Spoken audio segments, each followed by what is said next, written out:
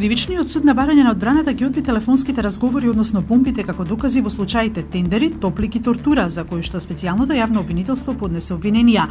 Судот денеска го одби барањето на лидерот на ВМРО ДПМН Груевски да му биде вратен пасошот, односно да бидат укинати мерките за предпазливост. Организирање и носење лица од Албанија противзаконски да извадат лични карти во Ресен, Кичево и во Центар, а потоа и подкупување за да гласаат во тие општини на денот на локалните избори во 2013 се нелегалните активности кои специјалното јавно обвинителство му ги става на товар на Едмонд Темелко, како еден од обвинетите во Титаник. Темелко вчера беше уапсен во Скопје, а ден претходно му беше одреден притвор од 30 дена. Председателот на САД Доналд Трамп повторно упати предупредување до Северна Кореја дека САД се подготвени на уништувачки воени дејства доколку тоа биде неопходно по најавите дека Северна Кореја поставила воени авиони и ракети во база на источниот дел од земјата за да ја покаже својата подготвеност.